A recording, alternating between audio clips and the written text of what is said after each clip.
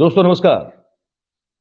4 PM network पे 4 PM Gujarat पे आप सबका बहुत बहुत स्वागत है। मैं हूं आपका दोस्त मयूर जानी और आज फिर आपसे मुखातिब हो रहे हैं कुछ ऐसे टॉपिक को लेकर, विषय को लेकर जो हमको अ, परेशान थोड़ा कर रहा है। कुछ जब से गुजरात चुनाव खत्म हुए और जिस तरह से शाम के 5 बजे के बाद का जो अचानक से वोटिंग परसेंट 6.5% बढ़ गया था, तब से हम इस मुद्दे पे बात कर रहे हैं। वो है कि क्या ईवीएम अब सही में विश्वसनीय है क्या? इस तरह से कभी कोई वोट पढ़ते हैं क्या?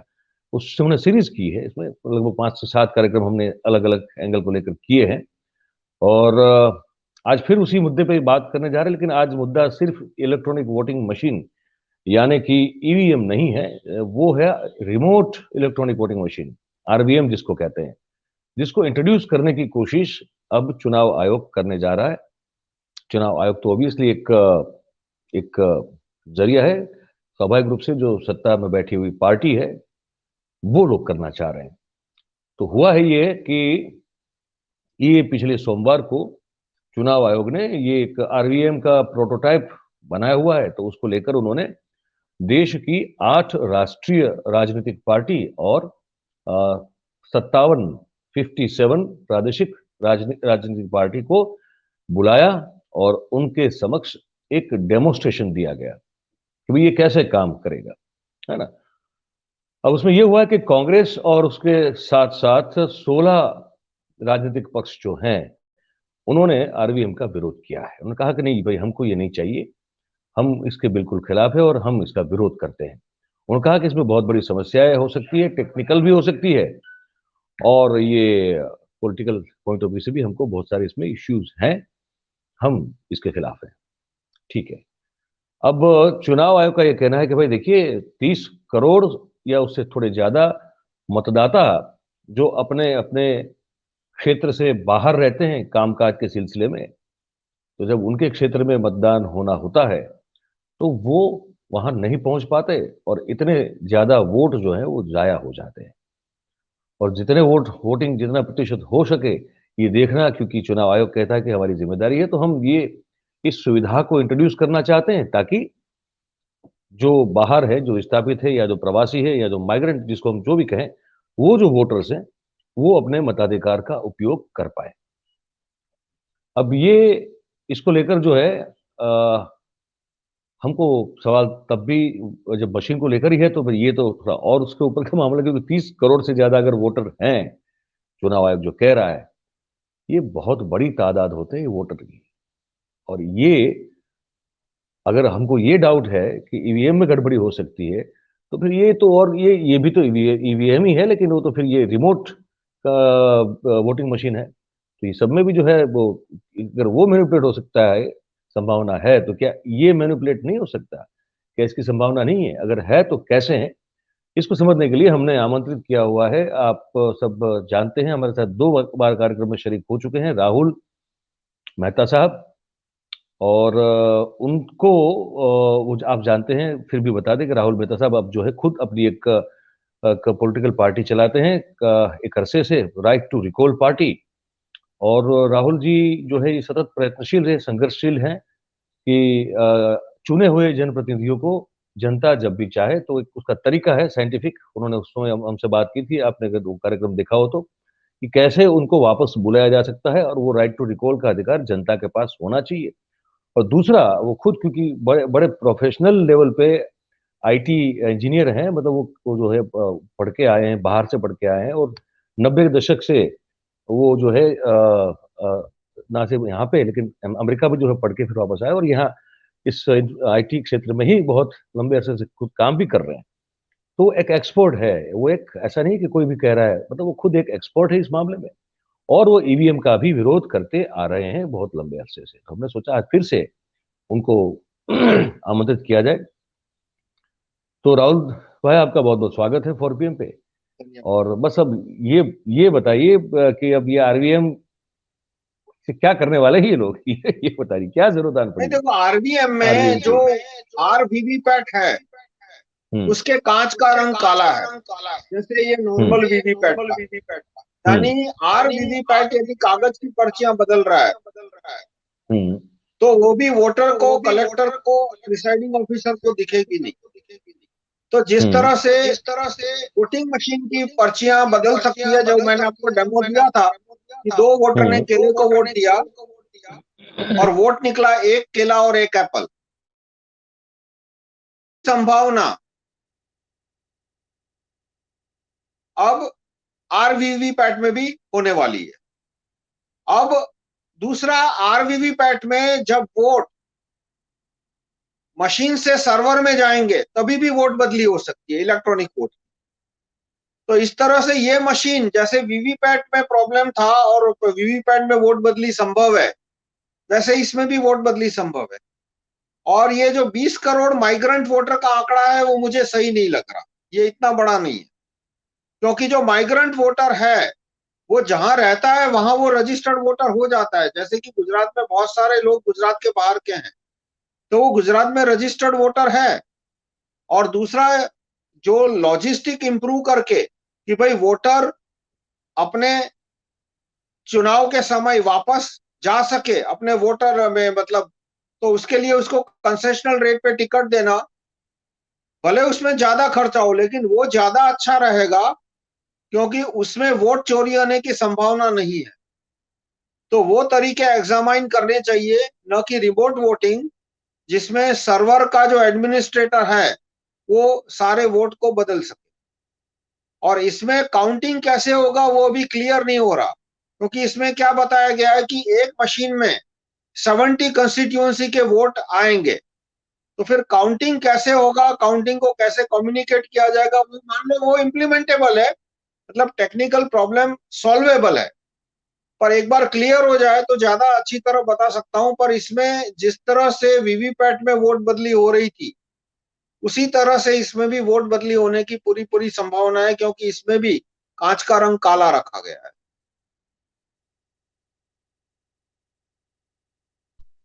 राहुल भाई, ये चुनाव आयोग ये कह रहा है कि 2019 के लोकसभा चुनाव में देश में कुल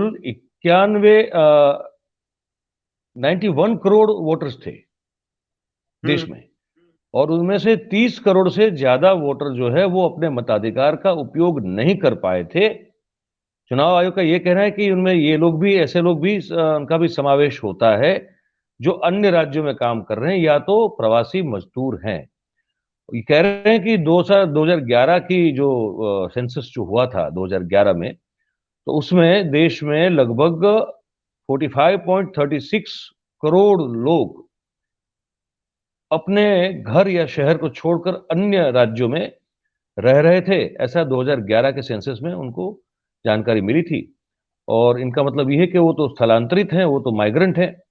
और देश की जो पॉपुलेशन है उसके ये 37% होते हैं। और समयांतर अगर देखा जाए तो समय समय पर इसको समझा जाए तो फिर इसकी तो ये तादाद में तो फिर बढ़ोतरी होती जाएगी, ये कम नहीं होंगे। तो इसको ध्यान में रखते हुए चुनाव आयोग ने अब सोचा कि रिमोट वोटिंग मशीन सिस्टम को लेके आया जाए। कितना सही मानते हैं इस तर्क को, ये इस बात को आप?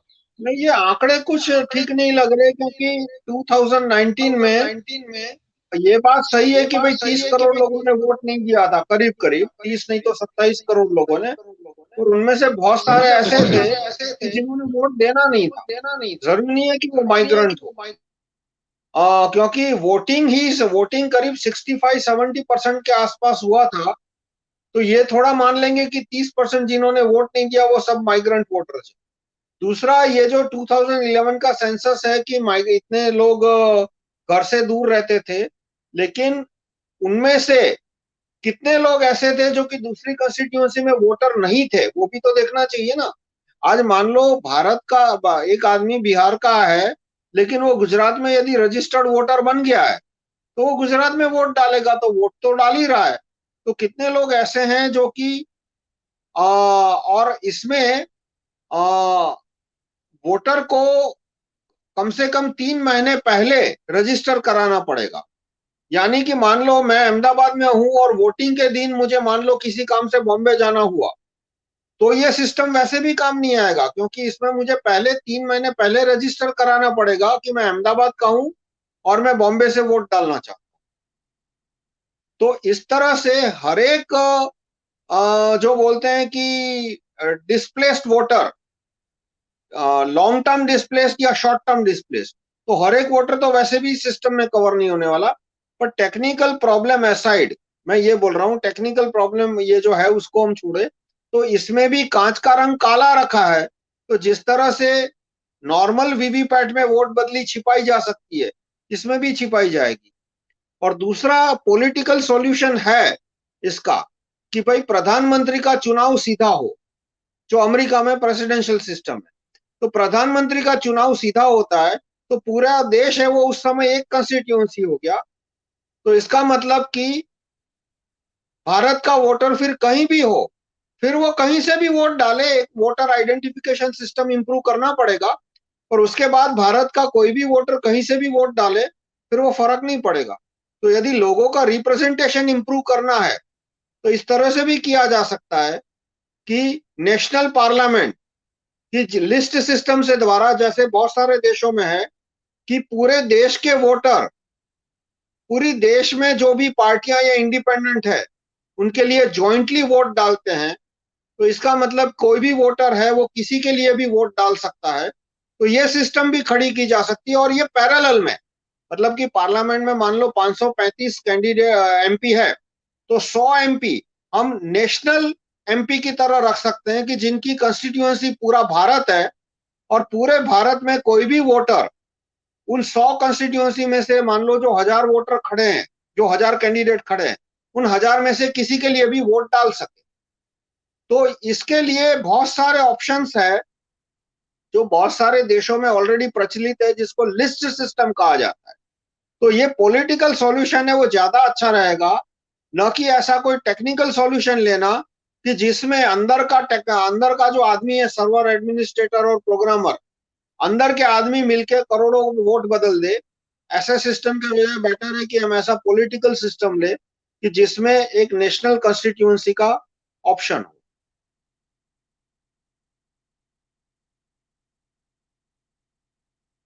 अच्छा, आपकी आवाज कट रही है, आपकी आवाज कट रही है।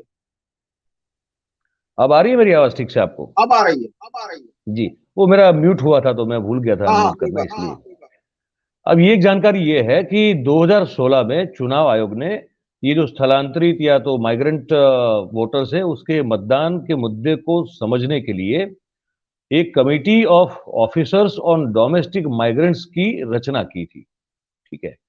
अब 2016 के अंत में इस समिति ने ये जो माइग्रेंट वोटर्स हैं उनके लिए कुछ सुझाव दिए थे कि भाई उनका वोटिंग करवाना हो तो कैसे करवा सकते हैं। तो कहा कि भाई एक तो आप इंटरनेट से वोटिंग करवाइए, दूसरा कहा था कि आप प्रॉक्सी वोटिंग की कुछ व्यवस्था खड़ी करें, तीसरा ये प्रॉक्सी बता दें, मतलब कि अगर आपके बिहाफ पे अगर मुझे भेजा जाए कि भाई तुम इसको वोट देना तो मैं जाके दे आऊं, इसको कहते हैं प्रॉक्सी वोटिंग। ठीक है। फिर ये कहा गया कि भाई इनको थोड़ा जल्दी बुला के उनसे जल्दी पहले जो है मतदान करवा दीजिए। जो मतदान की जो डेट अगर आपने समझ लो कि 22 तारीख रखी हो, तो इनको जो है 17 को, 16 को, 15 को या 10 को आके करवा दीजिए वोटिंग, तो उनके पास आने जाने का एक समय रहेगा। और फिर कहा था कि ये तो पोस्टल बैलेट से इनका मतदान करवाइए। पर फिर चुनाव आयोग को ये लगा है राहुल भाई कि इसमें जो है मत की जो गुप्तता है, जो सीक्रेसी है, वो शायद इसको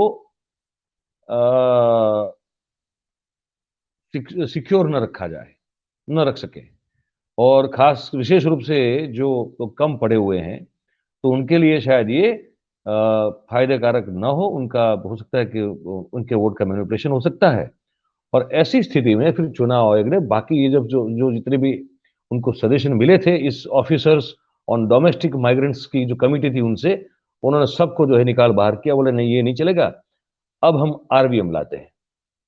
ठीक है। तो उन्होंने कहा कि इससे जो है मतदाताओं को सुरक्षित और नियंत्रित वातावरण में मतदान करने की सुविधा प्राप्त करवाई जाएगी। और इस सिस्टम से घर से दूर किसी भी राज्य में, शहर में रहने वाले मतदाता अपना वोट दे सकते हैं। इसलिए उनको अपने शहर या गांव में जाने की जरूरत नहीं है। तो सिर्फ अपने जहां वो रहते हैं उस शहर के रिमोट वोटिंग स्पॉट पे जाना उनको होता है। कितना आपको ये हलक से नीचे उतरता है ये बताइए। आपका आपका ऑडियो अनम्यूट है, म्यूट है, उसको अनम्यूट कीजिएगा। अभी म्यूट है।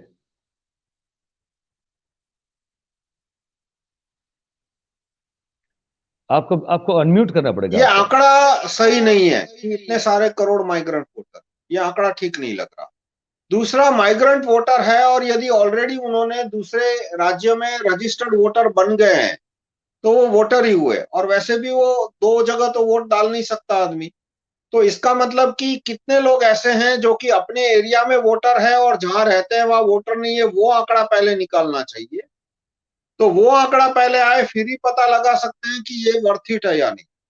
सवाल खर्चे का नहीं है, सवाल टेक्नोलॉजी का भी नहीं है, सवाल इतना है कि इसमें जो जो टेक्नोलॉजी इन्होंने बताई है उसमें वोट बदली बहुत आसान हो जाती। आवाज आपकी नहीं आ रही। मैं ये कह रहा हूं कि क्या क्या कंपोनेंट्स इसमें इस्तेमाल किए जाएंगे, कैसे इसको ये यूनिट काम करेगा। अगर आपने उसका स्टडी किया हो तो बता सकते हैं क्या, और मैंने इनका कैसे काम डेमो करेगा। देखा, मतलब उनका मुझे पूरा डॉक्यूमेंटेशन नहीं मिला उनके वेबसाइट पे, पर जो डेमो मैंने देखे उसमें यही है कि वोटर है वो वोट डालेगा, जो बीयू है उसमें कागज के बजाय एक डिस्प्ले होगा। डिस्प्ले इसलिए क्योंकि कागज, वो जो बीयू में पहले कागज इसलिए होता है क्योंकि कैंडिडेट है वो 15-20 होते हैं। अब यहाँ 72 कॉन्स्टिट्यूएंसीज का लिए एक बीयू है, तो जब 70 कंस्टिट्यूएंसी के लिए एक बीयू है तो कैंडिडेट बहुत ज्यादा हो गए। तो इसमें बीयू की जगह स्क्रीन आता है, तो जब इसमें कंस्टिट्यूएंसी का नंबर डाला जाएगा तो उस कंस्टिट्यूएंसी में जो कैंडिडेट है उनका लिस्ट वोटर को दिखेगा। और वो जो डिस्प्ले है वो टच स्क्रीन भी है, सॉरी टच स्क्रीन नहीं है, उसके साइड में बटन है। तो वो बटन दबा के वो कैंडिडेट को सिलेक्ट करेगा और वीवीपैट में पर्चा कटेगा और वो पर्चा वोटर को दिखेगा।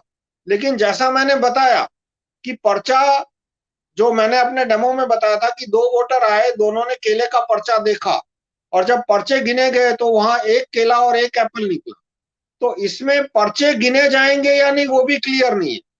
और जहां कॉन्फिडेंशियलिटी का सवाल है, तो जो जो रिमोट वोटिंग का जब काउंट निकलेगा तो होगा क्या कि मान लो कि बिहार की कोई कंस्टिट्यूएंसी है दरभंगा और उसका वोटर रहता है मानो राजकोट में, तो राजकोट में हो सकता है कि वो दरभंगा का अकेला वोटर हो।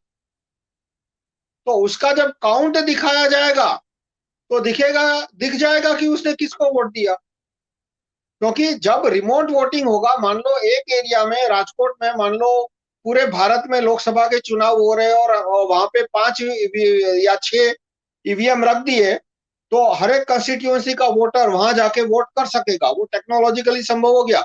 लेकिन बहुत बार ऐसा होगा कि उस कंस्टिट्यूएंसी के राजकोट में 2 या 3 ही वोटर है। तो अब 2 या 3, मान लो सिर्फ 2 वोटर है, उसमें से एक ही आदमी वोट देने आया, तो जब उसका वोट दिखेगा उस बूथ का, तो वहां वोटर कॉन्फिडेंशियलिटी खत्म हो गई। पर ये वोटर कॉन्फिडेंशियलिटी भी मेरे लिए इतना बड़ा मुद्दा नहीं है, मतलब है मुद्दा, कॉन्फिडेंशियलिटी कानून में लिखी है, होनी चाहिए।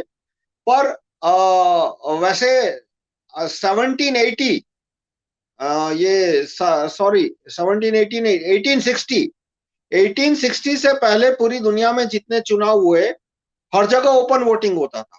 अमेरिका में जो प्रेसिडेंशियल इलेक्शन हुआ 1800 सॉरी 1796 में, जो उनका पहला प्रेसिडेंशियल इलेक्शन हुआ वो ओपन वोटिंग से हुआ। और वहां 50 साल 60 साल तक ओपन वोटिंग ही चलता रहा, प्रेसिडेंशियल इलेक्शन के लिए, सेनेट के इलेक्शन के लिए, हर एक चुनाव के लिए। और 1870 में धीरे धीरे पूरी दुनिया में कॉन्फिडेंशियल वोटिंग आया। और एक्चुअली कॉन्फिडेंशियल वोटिंग इसलिए लाया गया था सबसे पहले ऑस्ट्रेलिया में, ताकि मतपेटियां बदल के चुनाव के रिजल्ट बदले जा सके। कॉन्फिडेंशियल वोटिंग कोई अच्छे इंटेंशन से नहीं आया था। आप कॉन्फिडेंशियल वोटिंग की हिस्ट्री देखें तो ऑस्ट्रेलिया में सबसे पहले कॉन्फिडेंशियल वोटिंग इसलिए लाया गया कि वहां के लोकल लोग जो थे वो लोकल लोगों को चुनते थे, और जो लोकल रिप्रेजेंटेटिव चुन के आते थे वो अंग्रेज के राजा रानी का कहा, मतलब जो अंग्रेज की पार्लियामेंट थी जो लंदन में बैठती थी उसका कहा नहीं मानते। इसलिए उन्होंने डिसाइड किया कि हमको कोई ऐसी सिस्टम लानी पड़ेगी कि जिसमें मतपेटियां बदली जा सके ताकि हम अपने आदमियों को जिता सके। और इसलिए कॉन्फिडेंशियल वोटिंग सिस्टम सबसे पहले ऑस्ट्रेलिया में आई। अब चलो वो इतिहास को हम साइड में रखें, पर अभी जो वीवीपैट ईवीएम की बात कर रहे हैं, तो उसमें तो हमने देखा कि वीवीपैट में कैसे वोट बदली होती है। तो उसी वीवीपैट के आधार पर यदि रिमोट वीवीपैट सिस्टम बनाया जा रहा है, तो वो जाहिर है मैं उस पर भरोसा नहीं करने वाला। अच्छा, ये बता भी दे कि क्या स्टेप है वोटिंग के। अगर अगर ये अमल में आता है, अगर ये लागू हो जाता है, तो कह रहे हैं कि 4 स्टेप्स हैं इस प्रक्रिया के। बूथ पर जो आपका प्रिसाइडिंग ऑफिसर रहेगा, वो आपके आधार कार्ड, मतलब आपके आईडी जो है, उसकी समीक्षा करेगा, चेक करेगा। उसके बाद आपका जो इलेक्शन कार्ड होगा जिस क्षेत्र का, उसको स्कैन करेगा। ठीक है। हम्म। उसके बाद कह रहे हैं कि अब जब मतदार का मत विस्तार का नाम पब्लिक डिस्प्ले यूनिट पे बड़ी स्क्रीन पे दिखेगा। मतदार जो है अपनी पसंद के उम्मीदवार को वोट देगा, और ये मत जो है, मत विस्तार नंबर, राज्य का कोड और उम्मीदवार नंबर के साथ इसको रजिस्टर किया जाएगा। हम्म। कह रहे हैं कि वीवीपैट स्लिप में राज्य का कोड और मत विस्तार का कोड, और उसके साथ जिस उम्मीदवार को नाम वोट दिया होगा, तो उसका नाम, प्रतीक, सीरियल नंबर भी होता है। मतलब ये उस हाँ। स्लिप में होता है, ये कह रहे हैं। और हम्म। इस तरह से पूरा जो है ये वोटिंग हो जाएगा। अब कांग्रेस तो बड़ा जम के विरोध कर रही है, और भी 16 पार्टी है जो कह रही है कि भाई ये तो ठीक नहीं, इसको हम मानते ही नहीं है। दिग्विजय सिंह का साहब का एक स्टेटमेंट जारी हुआ है कांग्रेस के, कहा कि ये सिस्टम जो है बहुत अधूरी, आधी अधूरी है। और जबकि जबकि अभी मशीन, मतलब उन्होंने कहा है कि ये इसमें बड़ी राजनीतिक और टेक्निकल समस्या हम देखते हैं, और इसमें जो विस्थापित या स्थानांतरित लोग हैं, वोटर हैं, उनकी व्याख्या और उनकी संख्या अभी स्पष्ट नहीं है। और ऐसी स्थिति में हम आरवीएम को समर्थन नहीं दे रहे हैं। और साथ साथ ये भी है कि जब टेक्नोलॉजी पर आधारित वोटिंग को लेकर ही सवाल उठ रहे हैं, ऐसी स्थिति में आरवीएम को लाना कितना योग्य है। दूसरे सवाल ये उठ रहा है राहुल भाई कि डोमेस्टिक माइग्रेंट की व्याख्या आपका क्या फ्रेम हो फ्रीज सकती हो है। गया है। नहीं सर, तो मुझे लगता है कि फिर आपके वहां नेटवर्क का इश्यू है।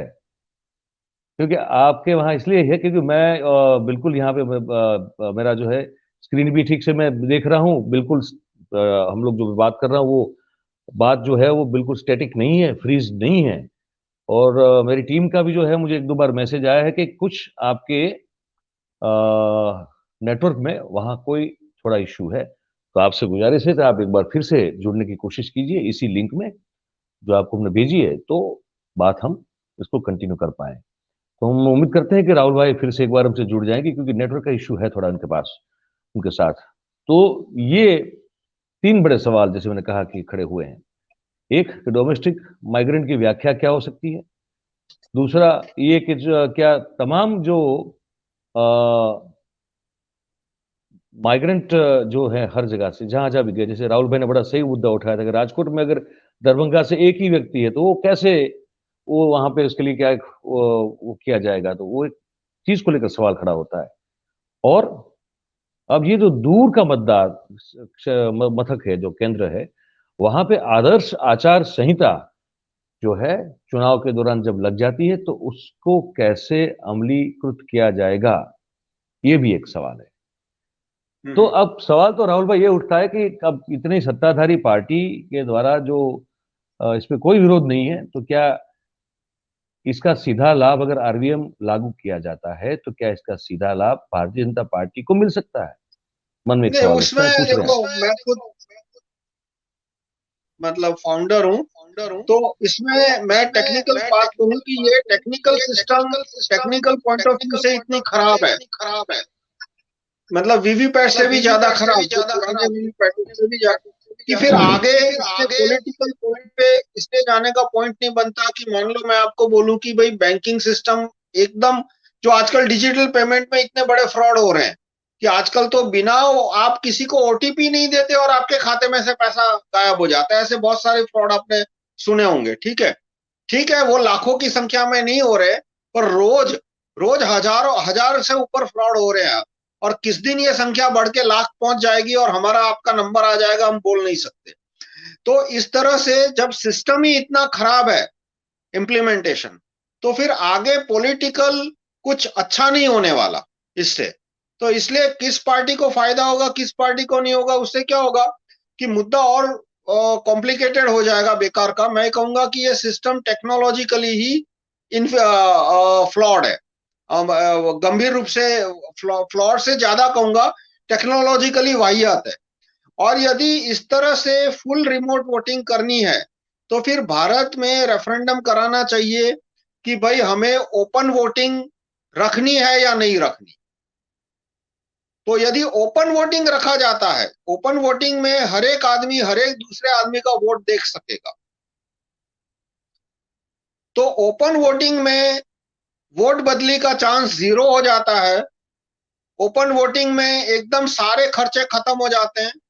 फिर आप ऐप के द्वारा वोट डाल सकते हो और देख सकते हो। जैसे कि आपके पास फेसबुक है तो आप कहीं भी बैठे बैठे फेसबुक पे पोस्ट डाल सकते हो। लेकिन फेसबुक पे कॉन्फिडेंशियलिटी क्यों नहीं है कि आपने जो भी पोस्ट डाला वो फेसबुक का सर्वर तो देख सकता है कि आपने क्या डाला, और वो रिकॉर्डेड रहेगा कि भाई ये पोस्ट है वो मयूर भाई जानी का है, ये पोस्ट राहुल भाई मेहता का है। तरह से कॉन्फिडेंशियलिटी यदि खत्म कर दे तो पूरे देश में वोटिंग बहुत ही सस्ते में हो सकती है। लेकिन उसके लिए फिर हमें भारत में रेफरेंडम कराना चाहिए। वोटर मेरा मेरा ओपिनियन रहेगा कि हमें वोटिंग ओपन रखना चाहिए, पर ये मेरा अपना ओपिनियन है जो कि रेफरेंडम में मैं कहूंगा कि हाँ भाई कॉन्फिडेंशियल वोटिंग खत्म करके ओपन वोटिंग रखना। पर जब तक कॉन्फिडेंशियल वोटिंग है तब तक रिमोट वोटिंग है वो क्यों पॉसिबल नहीं है, क्योंकि रिमोट वोटिंग में वोट बदली होने की इतनी बड़ी संभावना है कि 5 करोड़ लोगों को मान लो मताधिकार से वंचित रखा जाता है यदि रिमोट वोटिंग ना हो। मान लो 10 करोड़ लोग वोट नहीं डाल पाते तो ये नुकसान है देश को। लेकिन 10 करोड़ लोगों के यदि वोट बदल जाते हैं तो नुकसान 100 गुना ज्यादा हो गया। बिल्कुल बिल्कुल बिल्कुल, आपकी बात बिल्कुल बहुत सही है। ये लोक नीति सीएसडीएस जो है उनके द्वारा भी एक बात हमको जो है, जो हमने देखी है, तो वो आपको बता रहे हैं। ये इन्होंने जो है 2000 कहा कि 2009 के मतदान, जो लोकसभा का चुनाव हुआ, उस मतदान की कंपैरिजन में 2014 में मतदान की टकावारी 8% ज्यादा थी। तो सीएसडीएस जो है वो कहते हैं कि मत विस्तार के स्तर पर जाके उन्होंने इसका विश्लेषण किया, तो पता चला कि जब जब मतदान लोकसभा में बढ़ा है, मतदान की मात्रा, उसके प्रतिशत जब जब बढ़े हैं, तो वो एनडीए को, मतलब कि भारतीय जनता पार्टी की अगुवाई में जो पूरा एक एक संगठन घटक है पूरा, जो बना हुआ है राजनीतिक दलों का पुलिंदा, वो एनडीए है, तो उसकी सीट के बढ़ने का और उनकी जीतने का दर जो है, वो दर भी वो काफी बढ़ चुका है। तो उसके साथ साथ ये भी कहना है कि जहां जहां ज्यादा मतदान हुआ है वहां पर भारतीय जनता पार्टी या तो उनके साथी पक्षों की जीत होने की संभावना ज्यादा पाई गई थी। एसोसिएशन ऑफ डेमोक्रेटिक रिफॉर्म्स के जो स्थापक हैं जगदीश छोकरे साहब, उन्होंने भी एक अपने बयान में कहा हुआ है कि रिमोट वोटिंग सिस्टम लागू होने से मतदान की जो जो परसेंटेज है वो बिल्कुल बढ़ेंगे।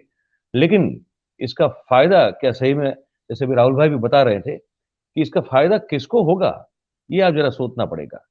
और इसके साथ साथ संजय कुमार साहब है, उनका भी एक वर्जन हम पढ़ रहे थे अभी, वो कह रहे हैं कि जो राजनीतिक पक्ष सत्ता में होता है और जब अगर उस पक्ष की सत्ता में होते हुए अगर रिमोट वोटिंग मशीन को लागू किया जाएगा तो उसका फायदा उस पक्ष को सबसे ज्यादा मिलेगा। और ये जो ऑब्जर्वेशन थे हमने आपको बताए।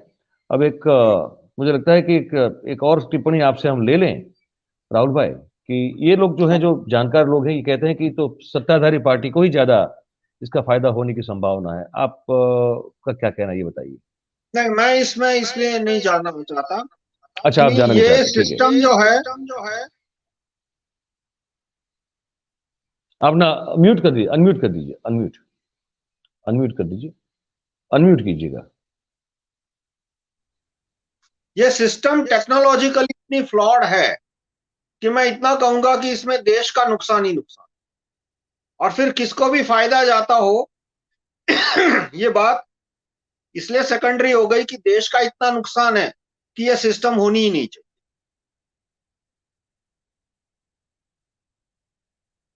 तो मूल कुल मिला के आपका ये कहना है कि ये इसको लाना ही बेकार है।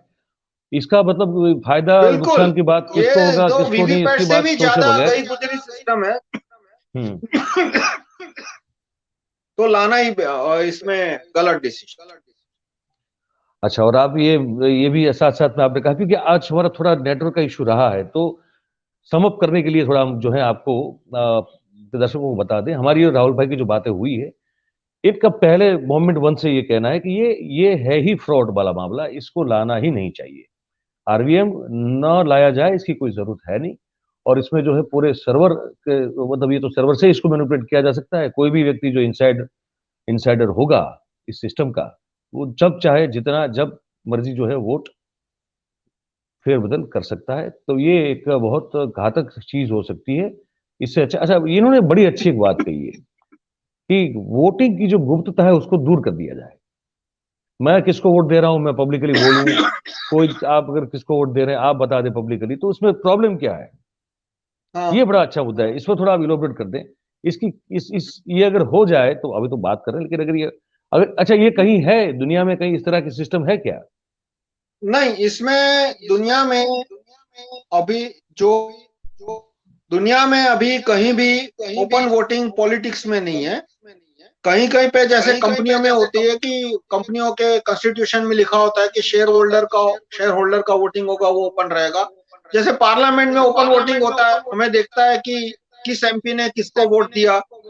लेकिन पार्लियामेंट जब राष्ट्रपति के चुनते हैं तो प्रेसिडेंशियल बैलेट पर इस तरह से बहुत सारी जगह पे ओपन वोटिंग वोटर लेवल पे जब वोटर कॉर्पोरेटर को चुनते हैं या वोटर जब एमपी एमएलए को चुनते हैं, तो अभी पूरी दुनिया में कहीं भी ओपन वोटिंग नहीं है, हर जगह कॉन्फिडेंशियल वोटिंग है। लेकिन जिस जमाने में ओपन वोटिंग थी तब ऐसी कोई समस्या नहीं आई थी कि वोटर को डराया जाता था, धमकाया जाता था, खरीदा जाता था, ऐसा कुछ नहीं होता था। जैसा मैंने आपको बताया कि 1860 से पहले अमेरिका में जो प्रेसिडेंट के चुनाव हुए 1870 1860 से, वो सारे ओपन वोटिंग से हुए। तो किसी को कोई ऐसी कंप्लेन नहीं की थी किसी ने कि भाई मुझे वोट नहीं डालने दिया या तो मुझे वोट डालते वक्त डराया धमकाया, ऐसी कोई कंप्लेन नहीं है। और इसके लिए रेफरेंडम होना चाहिए पहले, क्योंकि ये इतना बड़ा डिसीजन है कि पार्लियामेंट लिए ये भी ठीक नहीं है। और मैं ओपन वोटिंग को क्यों सपोर्ट करता हूं, बदली नहीं होती और इसमें वोटर है उसकी रिस्पॉन्सिबिलिटी बढ़ जाती है कि भाई मैं किसको वोट दूंगा वो सबको दिखेगा। और ऐसा नहीं है कि कोई दुश्मनी करेगा। आज मान लो मैं कैंडिडेट हूं और मुझे पता है कि भाई कि अहमदाबाद में ये वोटिंग हुआ और मतलब कि मान लो 5 लाख लोगों ने मुझे वोट नहीं दिया, तो मैं कहीं 5 लाख लोगों से दुश्मनी थोड़ी करने वाला हूं। और इसी तरह से मान लो मुझे पता है कि मेरे पड़ोसी ने मुझे वोट नहीं दिया, तो मैं थोड़ा पड़ोसी से दुश्मनी करने वाला हूं, ऐसा कुछ नहीं होता। यदि लोगों को एक दूसरे का वोट पता लग जाए तो उससे कोई दुश्मनी होगी, मनमुटाव होगा, ऐसा कुछ नहीं होता। जिस तरह से बहुत सारी चीजों में लोगों के डिफरेंस ऑफ ओपिनियन होते हैं और लोग उसको एकोमोडेट करके चलते हैं, वैसे ये एक और मुद्दा हो जाएगा जिसमें लोगों को पता है कि हाँ भाई इसने मेरी पसंद पार्टी को वोट नहीं दिया, और वो उसको एक्सेप्ट करके जीना शुरू कर देगा। तो और मान लो कि अभी फैमिली के अंदर हस्बैंड को पता है कि भाई वाइफ है वो दूसरी पार्टी को वोट देने वाली है, तो ऐसा थोड़ा है कि हस्बैंड वाइफ को वोट डालने नहीं जाने देता। ठीक है, थोड़ी बहुत एक बार बहस हो गई फिर खत्म हो जाता है और लोग अपनी अपनी जिंदगी के लिए चले जाते हैं। पर ओपन वोटिंग में वोट बदली की संभावना जीरो हो जाती है, खर्चा एकदम जीरो हो जाता है, फिर कहीं भी वोटर कहीं से भी डाल सकता है। और दूसरा मेरा तो ये दूसरा पॉइंट भी है इम्पोर्टेंट कि ओपन वोटिंग हो जाए तो राइट टू रिकॉल को इम्प्लीमेंट करना बहुत आसान है। क्योंकि यदि आप पता है कि आपने किसको वोट दिया, तो जब आप वोट वापस ले रहे हो तो ऑटोमेटिकली बहुत आसानी से उस कैंडिडेट का काउंट एक कम हो गया और आपने वो वोट जब दूसरे को दिया तो उस कैंडिडेट का एक वोट बढ़ गया। तो इस तरह से रिकॉल इंप्लीमेंट करना ओपन वोटिंग में बहुत आसान होता है। तो ये भी एक प्लस पॉइंट है। और जो कॉन्फिडेंशियल वोटिंग आया था उसकी नीयत अच्छी नहीं थी। वो मतपेटियां बदलने के लिए आया था ऑस्ट्रेलिया में। तो इस तरह से कॉन्फिडेंशियल वोटिंग के पीछे भी कभी कोई अच्छी नीयत नहीं रही। और ठीक है, एक बार जब सिस्टम बड़े पैमाने पे चलने लगा तो उसमें थोड़ी ऑनेस्टी डालनी पड़ी। जब अंग्रेज चुनाव कराते थे भारत में तभी भी पूरी की पूरी मतपेटियां बदल जाती थी। कलेक्टर है वही मतपेटियां बदल देता था कि भाई ये जो कैंडिडेट है वो अंग्रेजों के हिसाब से काम नहीं करेगा, तो इसको हराना है, इसको जिताना है। इस तरह से पूरी मतपेटियां बदली जाती थी। और इसीलिए कांग्रेस के अंदर जब कांग्रेस के राष्ट्रपति का चुनाव करना था, कांग्रेस के प्रमुख का, ये इन पार्टी के अंदर की बात कर रहा हूं मैं, ये बात है 1935 की, 1936 की। तब डिसाइड किया गया कि ओपन वोटिंग होगा, कॉन्फिडेंशियल वोटिंग नहीं होगा। तो कांग्रेस के जो प्रमुख है जो कि 1930s में चुन के आए और बाद में 1930s में सुभाष चंद्र बोस चुन के आए थे आखिरी, और उसके बाद शायद 41 में सुभाष चंद्र बोस चुन के आए थे, मैं एग्जैक्ट ईयर भूल गया। तो आप उस समय कांग्रेस की वोटिंग प्रणाली देखिए तो कांग्रेस के अंदर उस समय ओपन वोटिंग, क्योंकि नहीं वो उस समय के सुभाष कांग्रेस के कार्यकर्ताओं को कॉन्फिडेंशियल वोटिंग पे भरोसा नहीं था कि भाई मतपेटियां बदल जाती है। खैर, ये जो इतिहास की बात है वो आज के संदर्भ में इतनी रिलेवेंट ना लगे किसी को, लेकिन ये एक मुद्दा हर एक वोटर को, हर एक कार्यकर्ता को नए सिरे से सोचना चाहिए कि क्या कॉन्फिडेंशियल वोटिंग रखनी चाहिए या ओपन वोटिंग रखनी चाहिए। मुझे लगता है राहुल भाई ये अपने आप में एक बहुत बड़ा अगेन एक सब्जेक्ट है जिस बहुत पर बड़ा बहुत मुद्दा विस्तार से बात करनी चाहिए कि इसके क्या क्या फायदे हो सकते हैं, क्या नुकसान हो सकता है, या इसको इम्प्लीमेंट कैसे किया जाए। जैसे भाई आप बात कर रहे हो ओपन वोटिंग की, अब मैं अपने लिए खुद सोचूं, आपने एक फेसबुक का एग्जांपल दे दिया तो मैं मेरे मन में फिर वो 10 सवाल खड़े हो गए कि भाई फेसबुक का भी तो सर्वर मैनिपुलेट किया जा सकता है ना। तो अब उसमें एक चर्चा हो सकता है, इस पे करेंगे कि अगर रेफरेंडम लाया जाए और ओपन वोटिंग करवाया जाए तो वो एक्चुअली कैसे हो सकता है, है। उस पर एक बार अलग से बात करेंगे। लेकिन आज जो हमने कार्यक्रम किया है तो मुझे लगता है कि इस पर हमने एक चीज तो बड़ी साफ कर दी है दर्शकों को, कि जो हमको जो लगता है, और राहुल मेहता साहब जो खुद एक एक्सपर्ट है इस मामले में पूरे, उनको ये लग रहा है, और इसके साथ साथ कांग्रेस समेत और भी जो 16 पार्टी है उनको भी ये लग रहा है कि ये जो है ये तो ठीक नहीं है। आरवीएम नहीं लागू होना चाहिए, आरवीएम को नहीं लाना चाहिए, इसको इम्प्लीमेंट नहीं करना चाहिए। और आगे हमको ये भी सुनने में आ रहा है कि कांग्रेस समेत कुछ पार्टीज हैं वो ऑलरेडी ईवीएम को भी क्वेश्चन करने जा रही है कुछ वैधानिक तौर पे। तो यही है दोस्तों, आज तो हमने इस मुद्दे पे बात की है। आपको क्या लगता है, हमारी जो बातचीत है आपको कैसी लगती है, आप उसको कमेंट करके बता सकते हैं हमें। और जैसे कि मैंने कहा राहुल भाई, मैं पहले तो आपका शुक्रिया अदा कर दूं, आपने समय निकाला और आप थैंक हमारे यू। साथ जुड़े हैं। आपका बहुत बहुत धन्यवाद राहुल भाई। और दोस्तों बस अब ये है कि इस तरह के कार्यक्रम हम बताते हैं, आप अपनी कमेंट करके हमको जरूर बताएं कि आपको कैसा लगता है, आपकी कोई बात हो तो हम तक जरूर पहुंचाएं।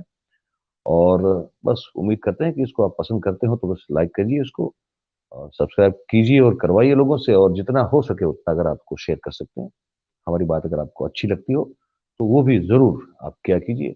ये आपसे एक आग्रह है हमारा। तो बस आज इतना ही है, फिर मिलेंगे। और तब तक के मुझे आप आज्ञा दे सकते हैं, छुट्टी दे सकते हैं तब तक के लिए मुझे। और सबको शुभ रात्रि कहते हुए बस मैं कहूँगा कि आप सबका बहुत बहुत धन्यवाद। Thank you very much. नमस्कार।